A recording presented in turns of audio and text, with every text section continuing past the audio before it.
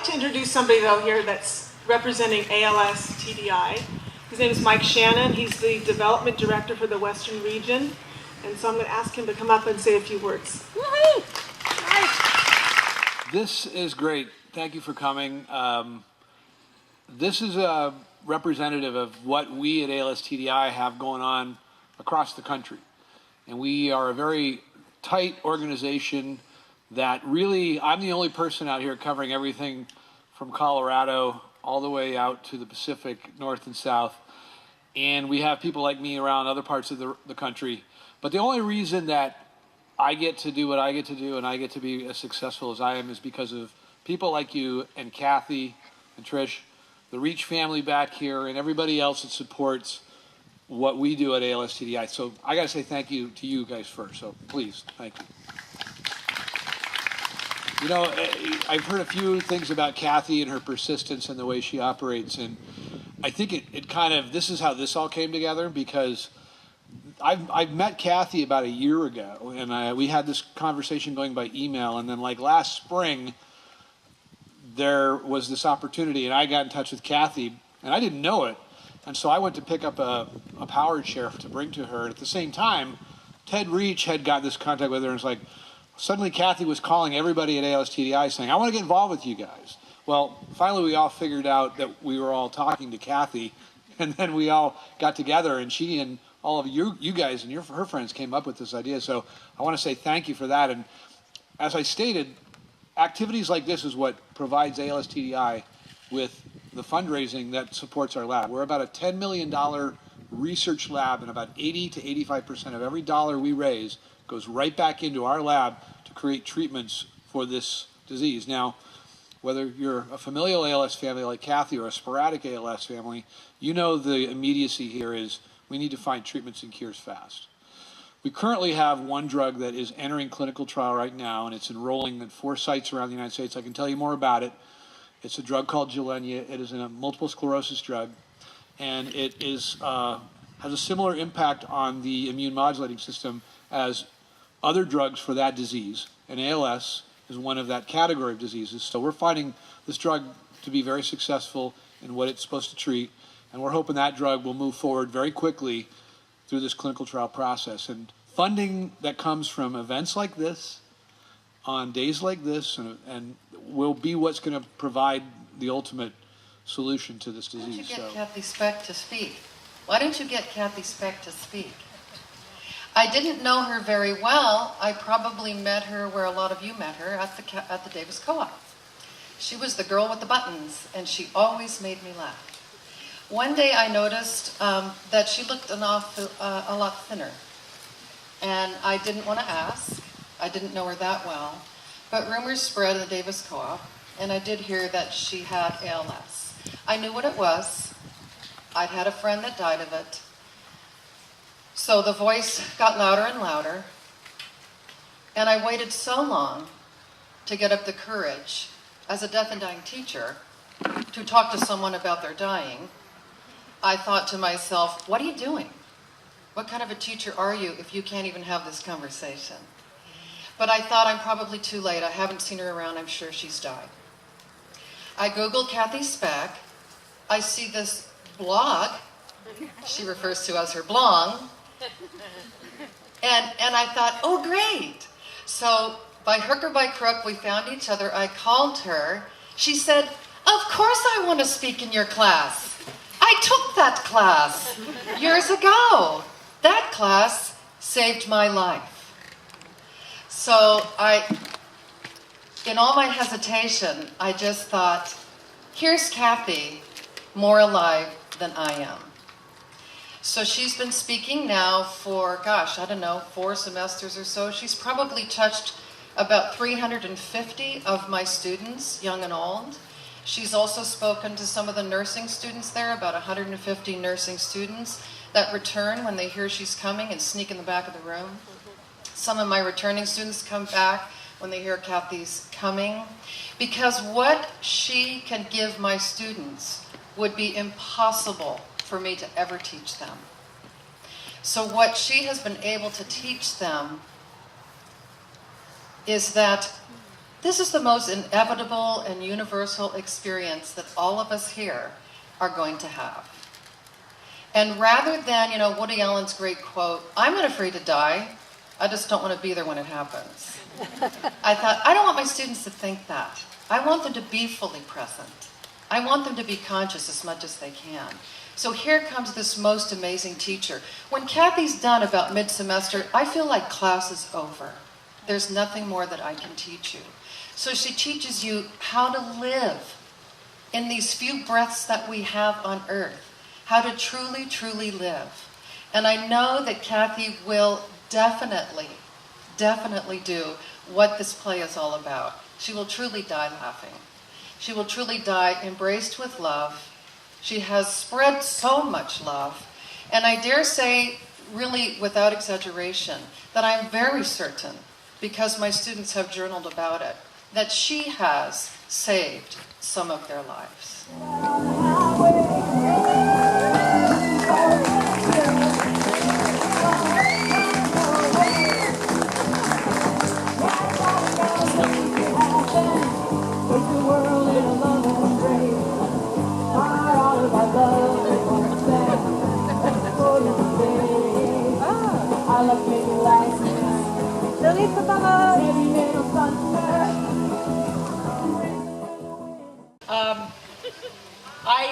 I feel like I've just gone to my own funeral, and it was really great. It was really, really great. Was it Huck Finn or Tom Sawyer who he faked his death so he could go to, which one was it? Huck? Yeah. And I would have to say, as a younger kid, when I read that, I thought it sounded great, and here we go. It's the power of positive thinking, I guess.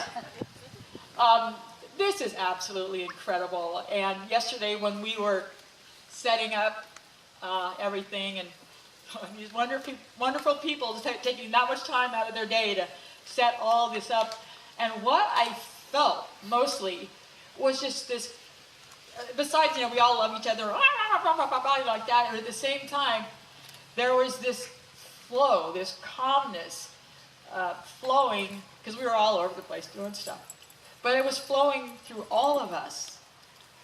And it was, I just felt it in my deepest parts. I could feel the love, and that the love they had for each other while we were doing this. It's all the same spirit. And then, when it came time to leave, I hadn't seen the banner that they put up. And we drove out, and Trish said, "Be sure to turn around and look at the banner." And I thought it was going to say something like ALSTDI in the wonderful purple colors. And so we got out, and I turned around, and I was like, oh my God. To look up at that banner and see Di laughing, which is funny, Di laughing with Cathy Speck, the ALS musical one-woman show. And looking at that banner, it hit me, not even in my brain, in my soul, my core. Up until this time when I saw the banner, I really didn't get how much I've helped. I didn't. I know, I do, I help because I love to help. Helping makes me happy. But seeing that banner, and the other thing that it did is that it came to me, and I fully believe this now, that I am going strong. Before I've been like kind of careful with my energy, but right now I'm rolling, and I'm going to keep on rolling.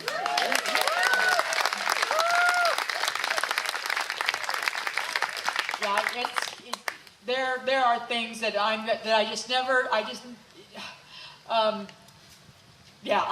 am charged, and the thing is, yeah, this is about ALS, and I have ALS, and I'm dying of ALS, but what I really feel is love. It's love. I could be talking about all sorts of things, but the bottom line is it comes to love. And that's, yes, I am out there, I'm doing everything I can to raise awareness for ALS and raise funds for ALS. But really, it's all fueled. And when I see people talking with each other, yes, it is ALS awareness, but I see love. And everywhere I go, I just see it spreading out further and further. And it's like people are out there and somebody taps them on the shoulder. Says, hey, I have a friend, Cathy Speck, she's really funny, really smart. Good looking. Yeah. Great hat. Great hat, thank you. I got this at the Davis Food Co-op. Yeah. And so this person that gets tapped on the shoulder says, yeah, I'll come help, and they don't know anything about ALS. But they really don't need to either, because once you get in the groove, it's there and it's not going to leave you. And sometimes, I suppose, if I allow myself to go so far, in meaning that I can't move anything, which I don't think is how I'm going to go. But as my progression goes, you'll see me here and there. And at one point, you're going to see me and go, oh no. But what I'm doing here also is helping people to embrace dying, embrace death. Because, we all know, we're all going to do it, right? We were born and we got the form, like, even though we're a little tiny, they said, here's the form, you are going to die, sign your name. Oh yeah, we all know that. We're all going to die, but when you know that you are dying, and you know the facts, something like ALS, there is no cure. So I don't spend a lot of energy hoping or this kind of stuff. In fact, I had one of these red wristbands that came from the ALS Association, and the first one that I saw at a support group meeting said, keep up the hope. And I laughed at it. Hope. There's no hope for ALS. You die. There's no hope. And also because what I'd seen that will happen with my family. Right now I'm not being very funny, but I will be funny. I will be funny. I promise. I just got to get through some of this. Yeah. All right. Wait. I'll do something kind of funny. How's that? Hey, now we're rocking. Okay. Back in 1971, people didn't really know anything about ALS. In fact, back then they just called it Lou Gehrig's disease.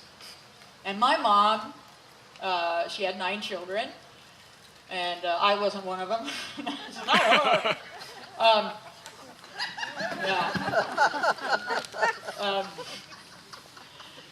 So my mom would, one brother died as a baby. But my mom was a homemaker. That's what she did. Half the neighborhood lived in our house. She was this wonderful, wonderful person, and is still my greatest inspiration. I think that if she weren't my mom, I probably would have had a crush on her. But she was my mom. I had to go to a bunch of self-help reading things, like at 10 years old. Do you love your mom too, what? Little girl? So I said, Mom, I need a goodbye kiss. All right, that's getting raunchy there. So she was, she was everything to me and to a lot of people. Very very strong, with all those kids, all doing the laundry, everything that you do when you're a homemaker and you have that many kids. And so I don't remember her, I did not remember her even having a cold or a flu or anything like that. And then in 1970, she started having weird aches and pains that nobody could really diagnose and blah, blah, blah, blah, blah. And then she started to have to take naps, but she never took a nap. And then she started losing the use of her right hand and her elbow. It took over a year to diagnose her. And those of you who know something about ALS, you know that it just gradually takes away all of your voluntary muscles. And it can start anywhere. It can start in an elbow, a hand, a foot. It can start in the bulbar area. And my family, it's limb onset, but also respiratory. That's a new thing. So I was 11 and 12 while she was dying. And I was the second youngest of 9. And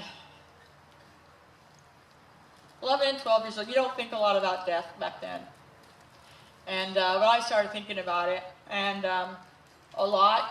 But I refused to believe that my mom was going to die. There was no way. Now back then, I had a really good relationship with God. And every night I would pray and say, you know, please help Mom get better.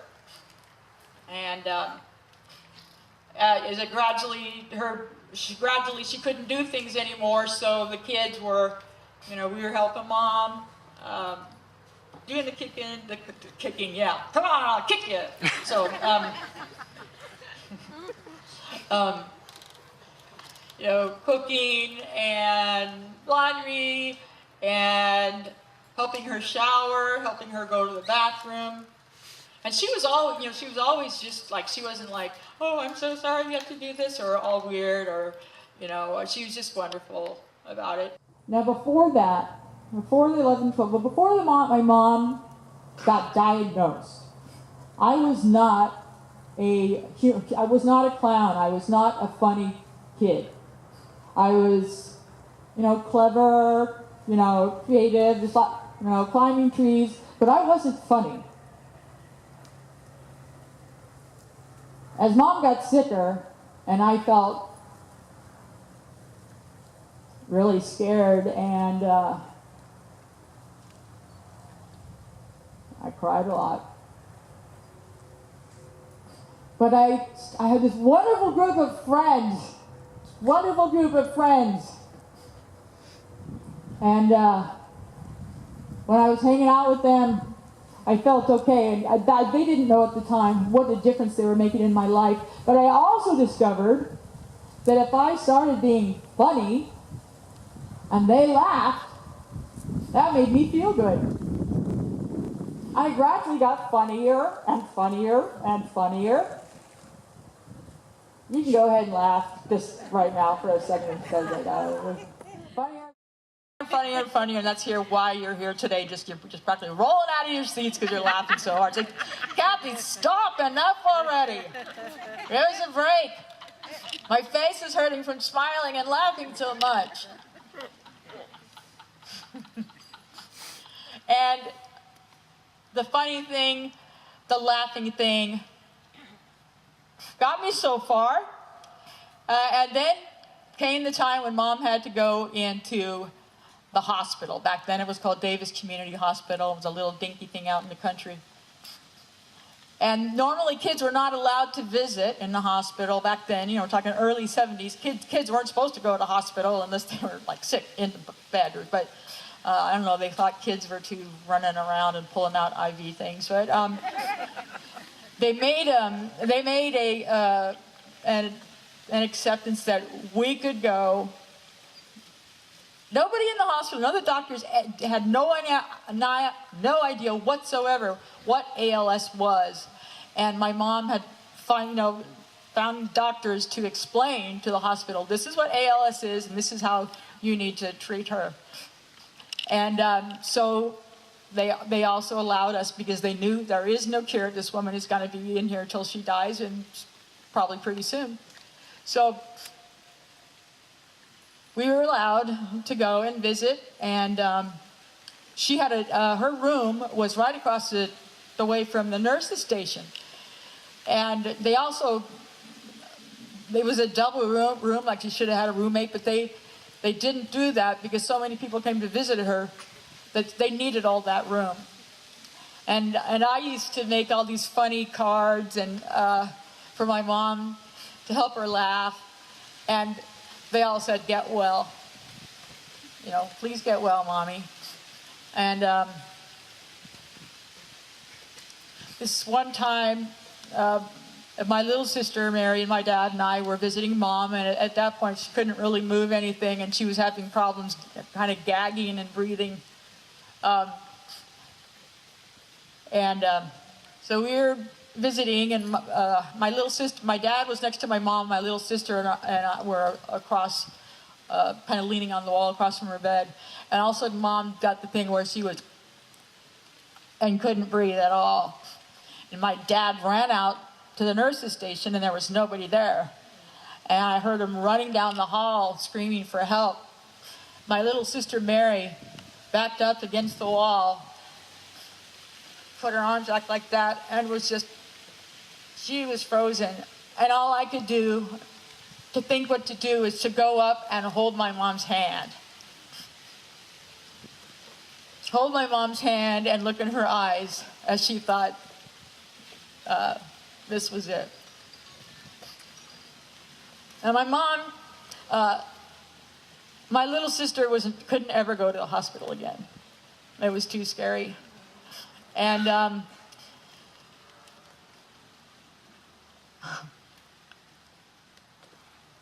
okay, so here's the thing. I didn't intend on talking about any of this, honestly.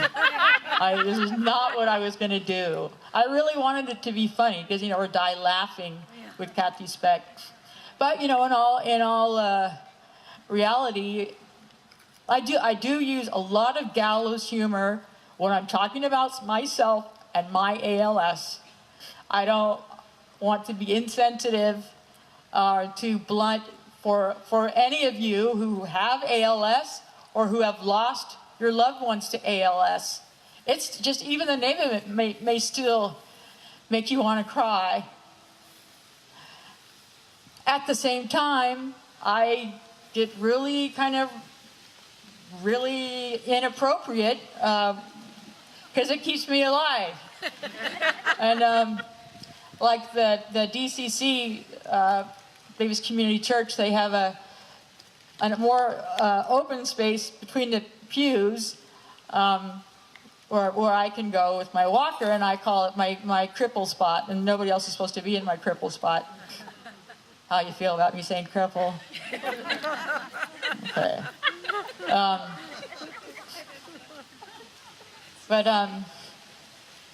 Oh yeah, when after I got diagnosed and I got the blue handicap decal thing for your car, I was still working at the co-op then, and I came in and I got the my car to go, "Okay, who wants to go for a ride? Because we can park wherever we want." You got to do that, and I keep it happening. And now I keep seeing Maggie, and there she is.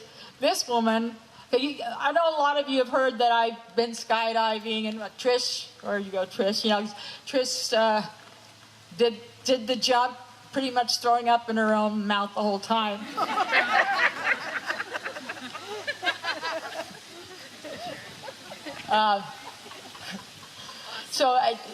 We were still, Linda and I and our band, The Essentials, were still able to perform. Our last gig was September 25th, 2010. And so we were still, performing and doing our stuff. I could still do it then. And I can't do it. I haven't been able to do it since then. I can sing a few songs here and there, and I'm going to do that today if I ever quit talking. So we're singing in the parking lot. There's people sitting out watching us. And I see this woman across. I think you were sitting in the front seat, right? Weren't you, Maggie? Like pretty close. And I can feel her. You know, I'm keeping it clean there, Maggie. So I can. Yeah. See, the thing is, I don't know a lot of the people here, and the things I could say that might want to make them scream and go like this and run out. I can't believe that woman said that. She's crippled.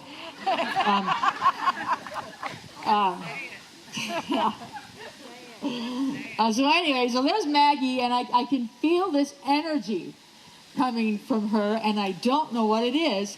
I'm looking at her, and you know, I'm seeing it. I don't think you could you tell I was looking at you? No. Okay. Oh, you know what? I think I had shades on. Yeah, so I was looking at everybody. Nobody knew. But no, I mean, this the energy from her. And so it finishes, and we're start to pack up the equipment. Of course, Linda, where's Linda? Linda Duval. She left. She's like, I've heard this story so many times. Oh, there she is. Yeah. Hi, honey. I'm still talking about ALS. Poor woman. Yeah.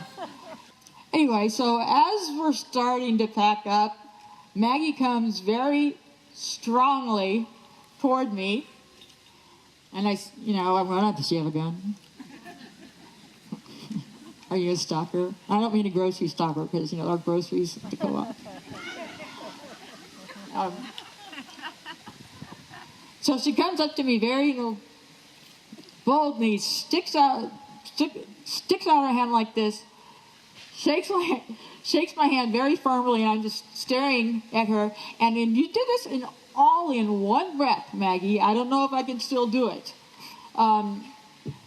Hello, you don't know me. I read a story you wrote in the Sacramento News and Review about a year ago. I've been thinking about it ever since then, and do you want to go skydiving?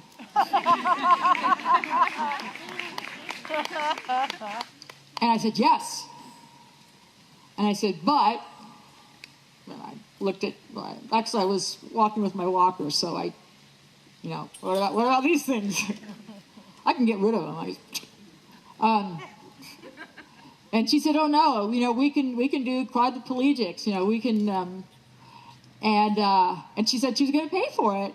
I was like, wow, because it's expensive. It's not cheap to jump out of a plane and land without getting hurt. So she said, you know, I want to pay for this. And I'm like, whoa, wow. And then I think you gave me your email address or something so I could look you up and make sure that you weren't a grocery stalker, or that you weren't just some crazy person like you want to push me out of the plane before. I hate you people who talk about ALS. Stop it.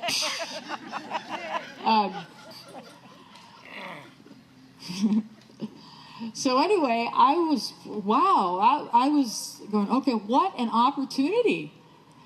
And so I decided, then I asked Maggie, I said, would it be okay if instead we turn this into an ALS event, an awareness event and some fundraising? And she's like, yeah, whatever. At this point, you hadn't told me that your dad died of ALS.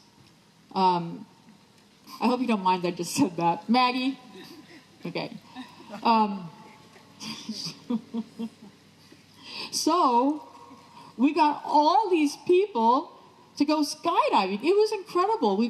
I'm pretty sure that day we broke a record of how many people were jumping out of planes.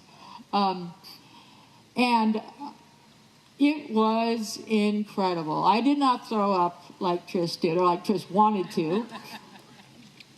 Oh no, and who else would have done a hurl? So, it wasn't, okay. Well, actually these two, no smiling, Lola and Laura Marsh did go skydiving with me the first time. Other person, you didn't yet? I went this year. That's right. Oh, yeah, that's right. So Trish was trying to get all these people to jump, like, you know, we had previous years where we were breaking records with all these people jumping out of planes. And so Trish is like, you know, okay, everybody, here we go. And she signs up. And were you the only one, Trish, at that point? Oh, and Tom, Susan Town's uncle. And Susan, yeah, okay. And so we were out there, we're all kicking it, and were you, don't move your mouth when you talk though, okay, Lola? Okay.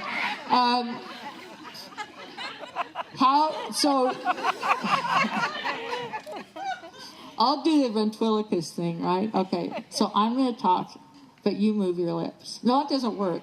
Okay, but I went swimming and I lost my tongue.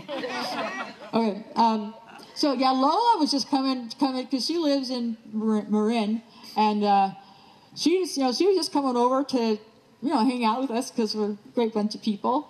And then, like, what happened? Just out of the, don't say anything. So out of the blue, I think she was walking around with Trish. You guys were, like strutting it because you guys still have this strut. I used to have it, the swagger, the strut. And then Lola goes, "What the hell? Did you say it that high?" "Oh, I think so. What the hell? I'm gonna go. Let's do it. Why not?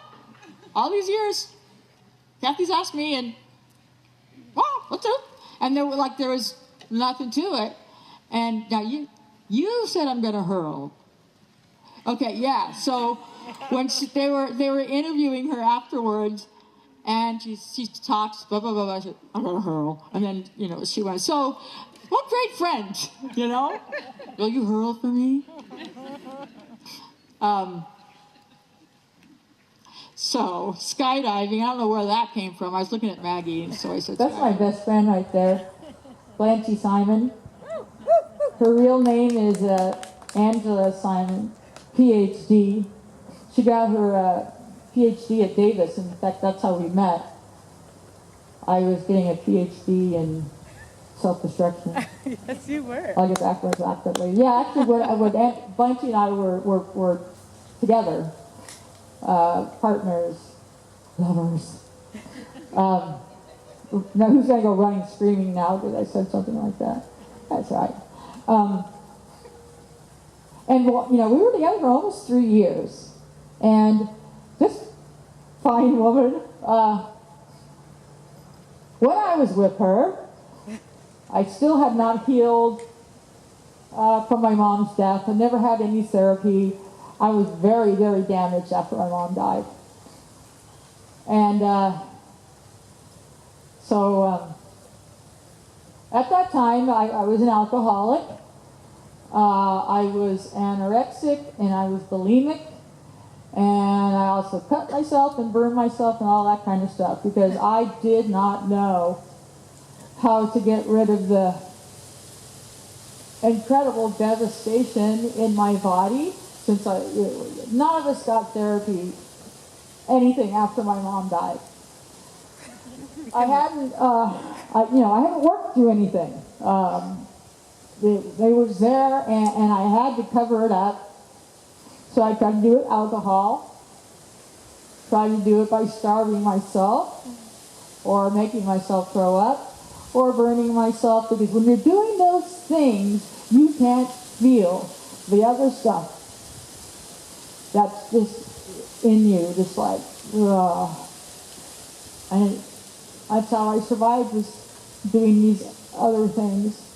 I'll get back to something before that, but now I'm talking about Blanche. I'm going to stay on this road. This woman stayed with me. Actually, she got together with me when I was in that phase of my life. I guess it was my good looks, huh?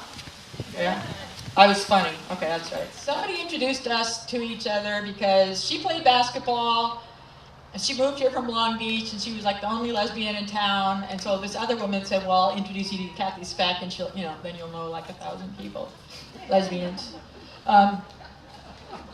So we met at this party. It was a Cinco de Mayo party on May 3rd in 1986. And so we had fun at the party, and then we played some basketball, like out on the Valley Oak where the hoops are and stuff. And she guarded me a little bit too closely, I think. It's like foul, foul, foul, foul. Tell me, please.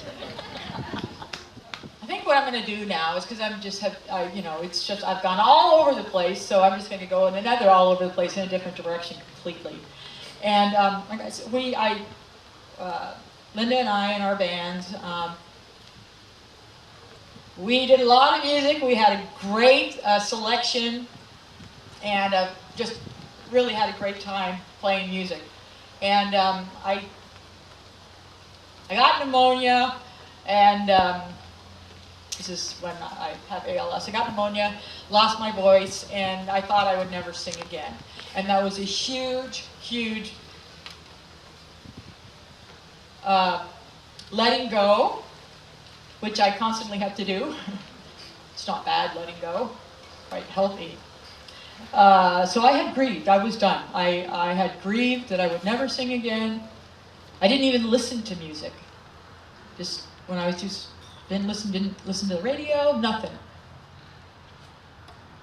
And then this one day, it hit me. I was thinking about the Beatles, and I'm like, I love the Beatles. Not I loved the Beatles. So what that means is the Beatles, their music is still there. And so I can love their music. And then I think, well, I love Duval Speck music. I love the Essentials music. So I could still enjoy it even though it was dead.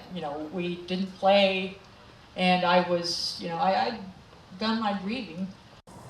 And then Mary Lynn Tobin, I don't remember how it is exactly that you and I started singing. Did I push you down? That's why you had to get a new guitar, huh? So Mary Lynn's shy, so I'll just do most of the talking. Which is hard for me. At some point, Mary Lynn's in a band, and I heard you guys. It sounded great, and I don't know how it happened, but somehow I ended up asking Mary Lynn if she knew the song "I'll Fly Away," and she's like, "Yeah." Now leave me alone. And then somehow it worked out that we got to sing "I'll Fly Away" at Little Prague, and I had not sung. In a couple of years. And I was like, whoa, that feels good. Okay, but besides drinking, anorexia, bulimia, self-mutilation, besides that stuff, something that actually helped better, it was a better coping mechanism, and that was to sing. And I started singing for real. You guys doing okay? Okay. They never smile. I don't know if they really hate me. They're sitting in the back would you just shut up? I want to go get a glass of wine.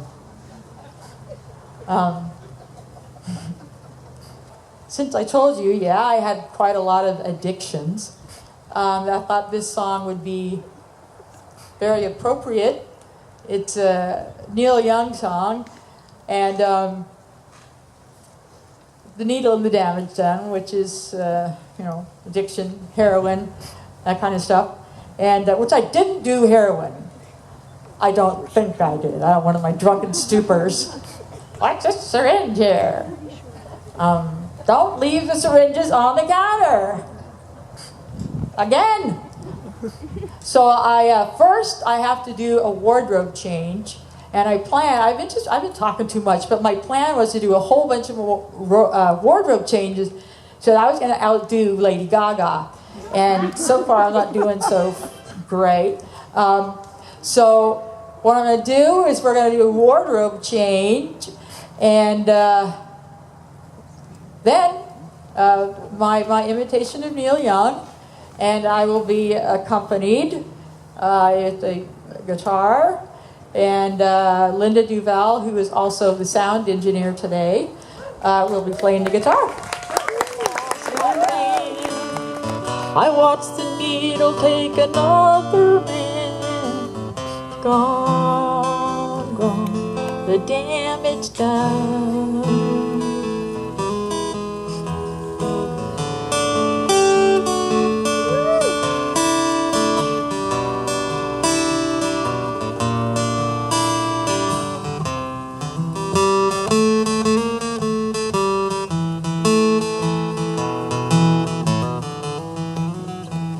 I sing the song because I love the man. I know that some of you don't understand. Never blood to keep from running out. I seen the needle and the damage done. A little part of it in everyone. But every junkie's like the setting sun. And now Neil Young does Marilyn Monroe. I got you at my cellar door. I love you, baby. Can I have some more? Ooh, the damage done, Mr. President.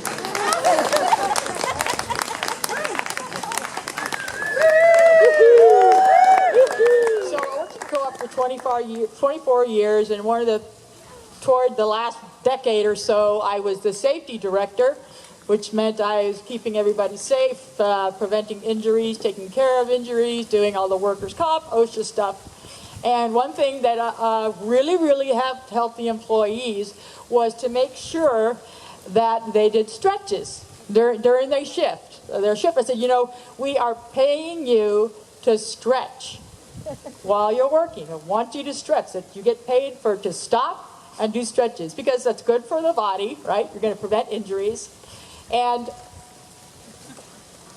so now sometimes when I'm feeling shy about whatever, in this case I'm feeling shy about asking you guys to stand up and do some stretches. Now I do have an alter personality, the Queen. Look, while I'm here, Cathy, you can step aside because we're going to do some stretching exercises. Cathy, I said go away. Leave the bodyguards alone. Stop it. Okay. Cathy is crying in the corner. We don't care because I'm the Queen and we're going to do some stretches. All of you who can stand up, please stand up. Lovely. Up toward the sky and try to tickle the clouds. If there were clouds, imagine there were clouds, and one of the clouds looked like an elephant, and the other cloud looked like a Q-tip. And wiggle your fingers, and if you can do something like this without elbowing somebody in any type of area what they don't like, from side to side, you probably can't reach down and touch your toes without putting your nose in somebody's back part. But what you have room for, try to touch it. And if you want to meet somebody and get them to know you, better touch them. Alrighty. Yes, lovely stretches. Thank you for stretching with the Queen. We'll get back there. We'll get Cathy. Cathy, stop crying. You can have the stage. All right then. Okay. All right, I'm back. She thinks she's the boss, and whatever. She does help me in cases when I'm feeling shy. But the other thing, I have to learn. Well, I've been learning this for a long time, but to share the stage, like these guys are like all over me. You probably haven't even looked at me once because you're looking at all these fine women. So about 12 years ago, maybe more than that, I wrote lyrics to a song, imagining as if I were in my song, as if I were my mom, and my mom was sitting at the edge of the bed with me, as she did every night when she said goodnight. And so when I wrote these lyrics, I imagined that she's sitting next to me with her hand, and telling me, yeah, honey, it's going to be okay. Now, I didn't use those words because that would just be silly. So I used more poetic words. And what I have here is my teddy bear that I've had since I was 3. And this is, so the teddy bear is supposed to be Cathy Speck, and I'm Dorothy Speck. And then I have this wonderful pillow over here that Jennifer Tara and I made, saying, "It's gonna be okay. It is okay." And that is kind of what this song is about. And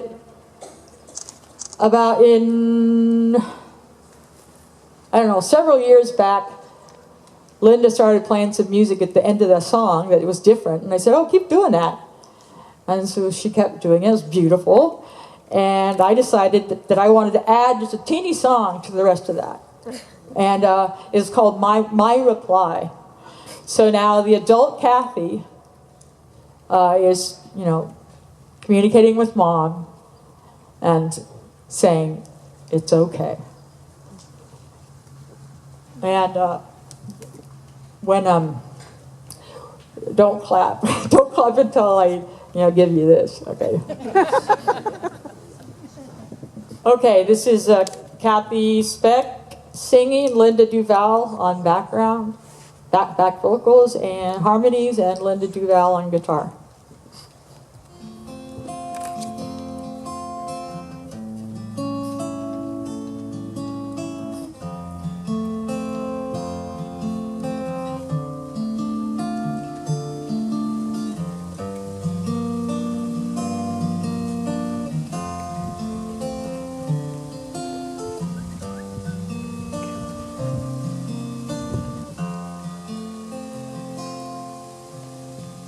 When there is no more left of me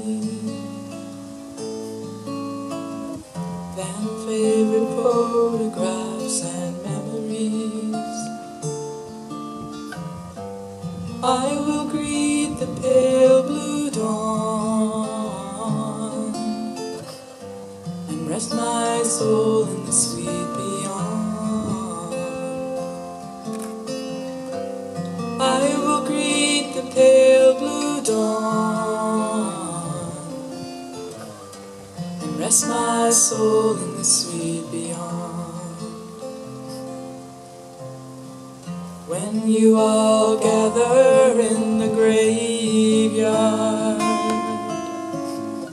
and the priests all bow their heads in prayer, I'll not be lying in the coffin there. You don't have to be so scared. It's not really me in the coffin there. You don't have to be so scared.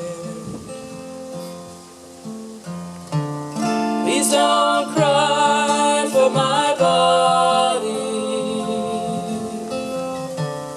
Please don't weep for my pain. Just let your heart feel I'll always love you. I'll send you peace when you call my name.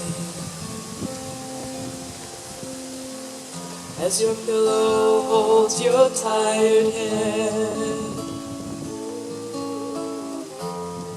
and soft blankets keep you warm, I'll visit you in your dreams tonight. In the darkness you will know the light.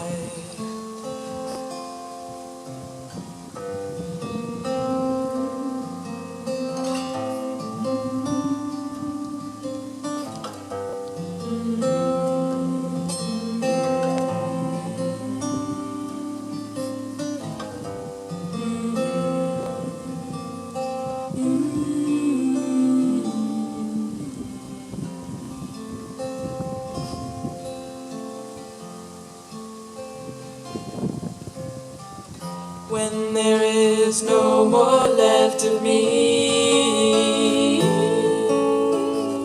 than favorite photographs and memories,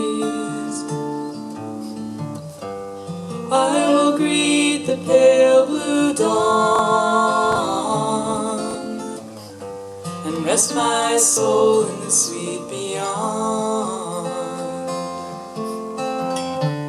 Please don't cry for my body. Please don't weep for my pain. Just let your heart feel I'll always love you. I'll send you peace when you call my name. Just let your heart feel I'll always love you as I rest my soul in the sweet beyond.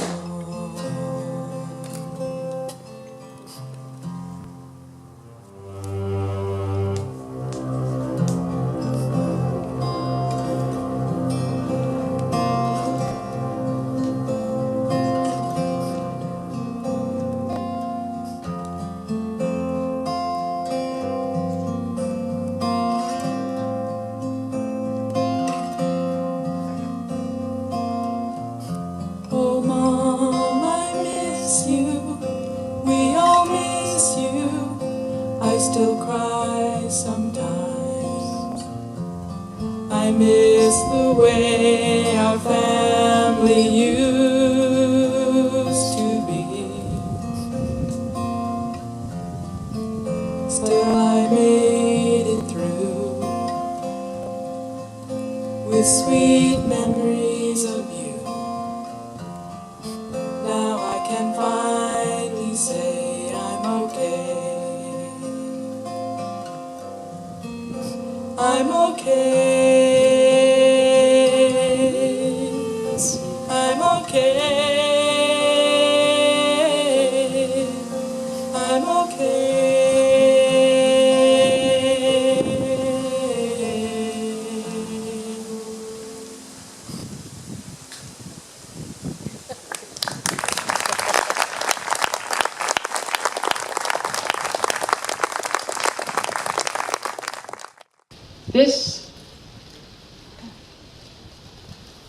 I am so fortunate, so blessed to have the life I had. Yeah, it was devastating. I hated myself. I was suicidal for at least 10 or 15 years. I mean, I was embarrassed. I wouldn't go to reunions and this and that because I had failed in every possible way in my mind. And but I got through it, and there were people who stuck the whole way with me. And they're here. And my family as well, yes. All of you. And my family, you know, we're dying off. You know, my siblings have a 50-50 chance of getting ALS. And, you know, we're just kind of getting knocked off here and there. And then my nieces and nephews, if their parent has ALS through genetic mutation, they too have the 50-50 chance of getting this genetic mutation. You know, 90% of the time, ALS is not genetic. It's contagious. Yeah, whoops, sorry. Did I kiss you? That's not good. Sorry.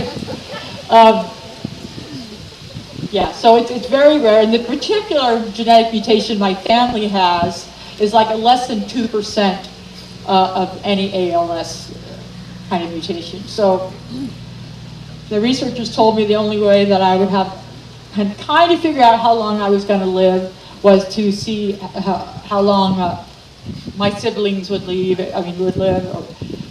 as well as my mom's progression. And I saw what they did, and that's, like I said, that's why I chose to use oxygen. And I have really thought I was going to be dead 2 years ago, and here I am.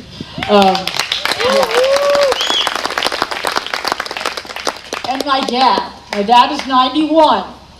You know, my dad lost the love of his life. You know, his wife, Dorothy, who was the mother of the children. He lost a baby, Stephen, from SIDS at 2 months old. Then he lost, my sister Susan, and then my brother Larry, and then my brother Paul, and now he's got me. He amazes me. He absolutely amazes me. Cathy Speck. And I tell my dad that, I went through hell. I went through hell and I made it out. And I had terrific role models, and that being my mom and dad. And what better way to honor them than to do everything I can to stop ALS. Oh, that's right. I was talking about the diversity, the range, how friendships came, how it is that we know all of each other. And so the three of these women have not met until an hour ago. No, that's not true. They come in different parts of my life. And the beauty of them being here today is incredible. Laura Marsh, I met 86, 80 something. Don't look at me, Laura Marsh. This is Laura Marsh. And she actually lives in Santa Fe, New Mexico, and came here to do this. And she also knew me when I was in the real part of self-destruction. And then there's my friend Lola Moohoo. What a weird name, huh? I was like, her parents were cruel. No. Her name is Laura McHugh. And she was the human resources director at the Davis Food Co-op. And she had a pot-bellied pig named Aretha. And then Laura, got another job, moved to a different place, but she comes to Davis and she'll take me to church, or she'll throw me in jail again. Did I meet you in jail? No, I think it was Elisa. So there's Lola. And then here's Elisa Estremera that I've known since we were little Catholics.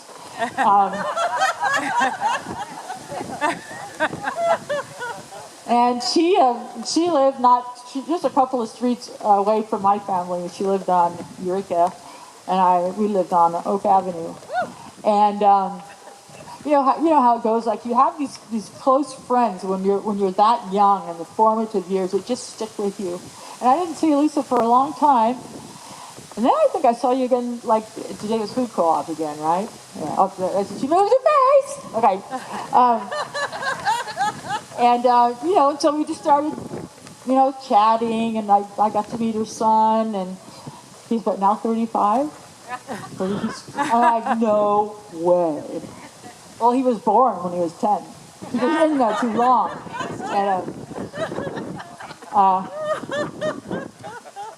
Anyway, so kind of like Trish, where we're like coming back, and once again there's this.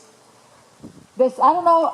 You probably know what I'm saying, and I don't even need to say it. But once again, the love, the support, the generosity, and that we all are linked with love.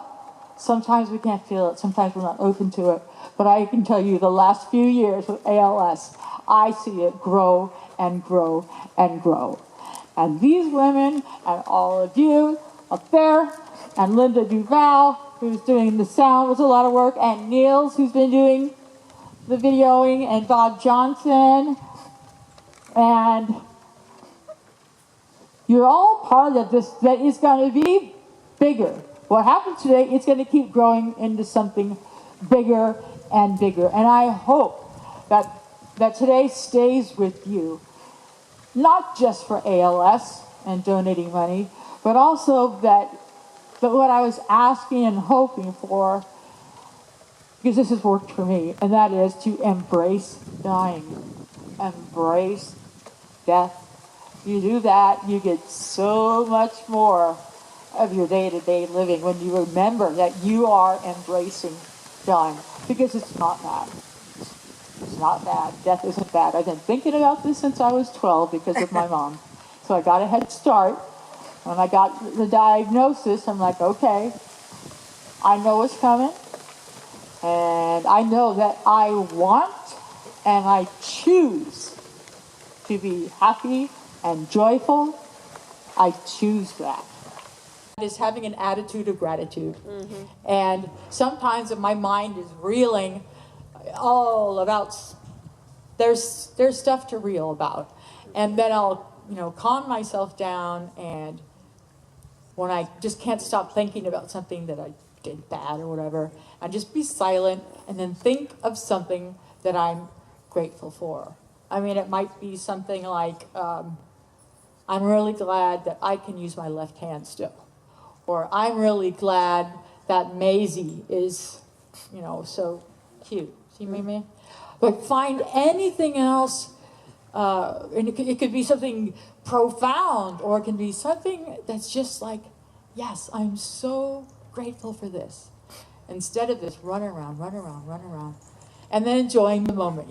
So much of stuff is so cliche, live in the moment, be the it's so cliche, and it's so true. It's so true. And I've been given this wonderful opportunity, I think. I also consider my ALS a gift, because it turned me around. I was a go-getter. Go do this. Make this happen. Do that. Go do a whole bunch of... But that stopped. I thought I took that part out of the script, Marilyn. Marilyn and I are going to sing I'll Fly Away. I didn't want to put these on my back because you can't see them and it would poke me. They're wings.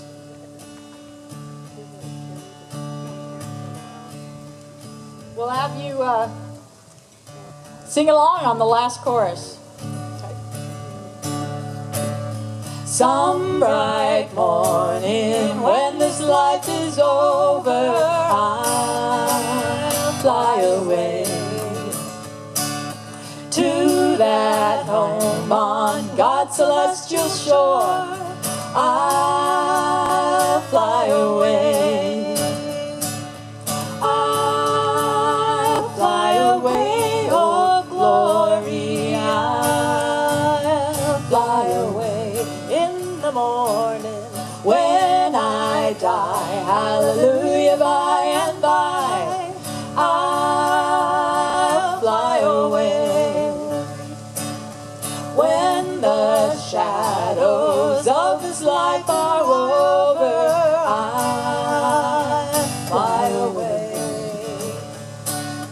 like a bird from these prison walls. I'll fly.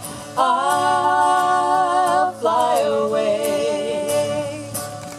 Oh, how can I fly away? Oh, glory. I'll fly away in the morning when I die. Hallelujah, by and by. I'll fly away. Oh, how glad and happy when we meet. I'll fly away. No more cold iron shackles on my feet. I'll fly away. Chorus. I'll fly away, oh glory.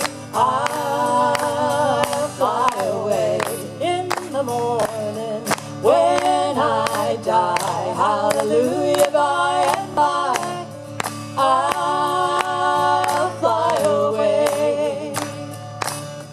Just a few more weary days and then I'll fly away to a land where joy will never end.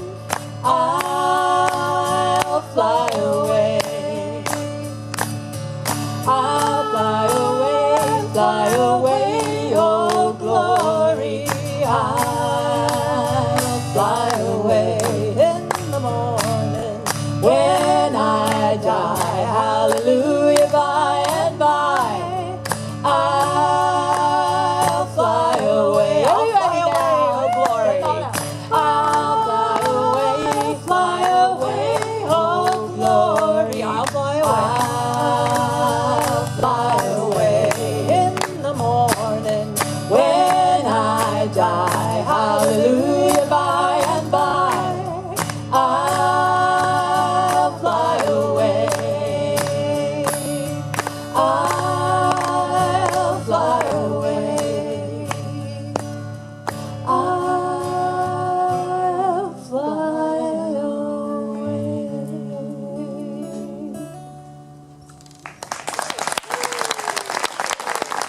Thank you very, very much. Thank you very, very much.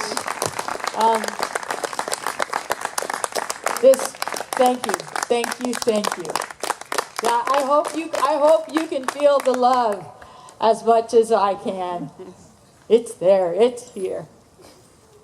Thank you very, very much.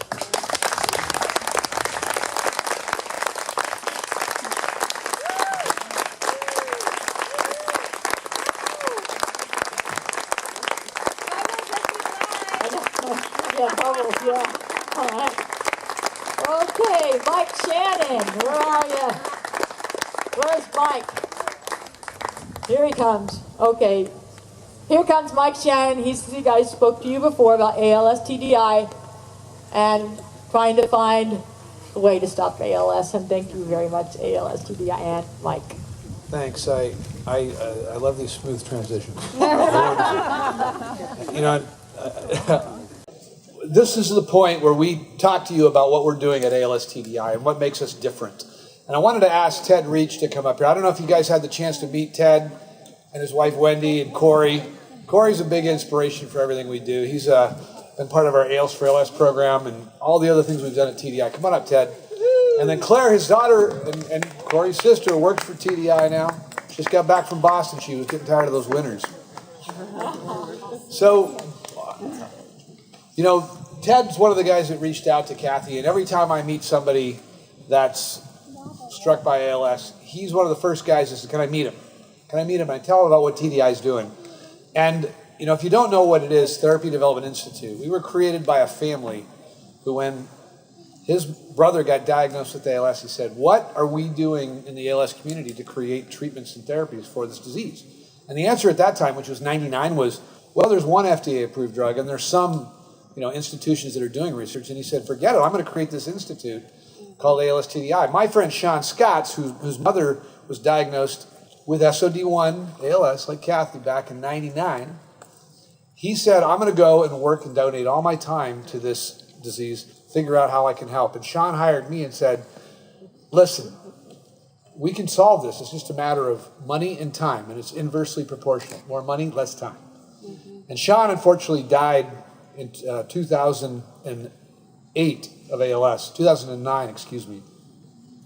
And he was only 40 years old. So we want to stop that. And Ted is on our board, and I want Ted to say a few words of why he chose TDI. But before he does that, we have people standing around with these cards. There's Jan, my wife, there's Claire, and they're Research Minute cards. And you, if you haven't donated, and if you'd like to, if you have donated and you still want to, you can fill this card out, and each minute is valued at $100. You can give a fraction of a minute, or you can give multiple minutes. So if you'd like to do that, they're walking around. Anybody want to raise their hand to give a card or anything like that? Beth, Claire will give you a card. I need a card. And Wendy wants a card. You want to go for me? Come on, Jen. Yeah, Beth. So while we're circulating these cards around, I want to let Cathy. Thank you very much, Mike. And Cathy, you were awesome. You're such an inspiration to everybody, and we will beat this disease with your help. I need another one. Come on. This is So, right here. In 2007, my son Corey was diagnosed with ALS, and we as a family looked around to see what we could do, and we saw a lot of great organizations, the Muscular Dystrophy Association, the ALS Association, and these organizations have been around a long time. They do a lot of great things, especially in the care area, but there wasn't really, with these organizations, we felt a focus on beating the disease. And so we just came across this organization called ALS Therapy Development Institute in Cambridge, Massachusetts. And this is an organization that it's created as a charity, but it actually is a drug development company. And it's created as a charity because, unlike a for-profit drug development company, we didn't want to stop if we ran out of money. We wanted to keep going until a medicine was discovered to slow and eventually stop progression of the disease. And so this organization we saw as really the solution to this awful problem, and we joined up, and then we've been fundraising with them since. And through the help of Mike and others, we continue to work in this area. This is a group of scientists in Cambridge, Massachusetts, and these individuals actually aren't people from academia. They're not college professors. They are drug developers. Many of them came out of Novartis and Biogen IDEC, where they worked on developing drugs for multiple sclerosis. And so they really are focused on creating a drug. And the idea is, if we can grow slow the degrees in people and grow the population, then there will be more patients, and the drug companies will become more and more interested. MS and ALS, today with multiple sclerosis, there's something like 600,000 people living in the country with that disease. And with ALS, only 30,000. And the reason is people die quickly with ALS. But the occurrence in the population of the two diseases is the same. It's just now with MS, there's something like 5 or more drugs out there developed in the last 30 years. So that's somewhat the model we want to follow. And we won't stop until we finish it. And really, it's from people like Cathy across the country where we can pull together, raise money, and help these scientists. And as Mike said, final point, there's no middleman here. 85 to 90 cents in the dollar of anything you give goes right into drug development with these people in the lab. So thank you very much for all your support. And Cathy, awesome job. Thank you. Once again, thanks for the bodyguards, and thanks for Linda Duval doing all the sound system, and Trish and Kim and everybody who helped.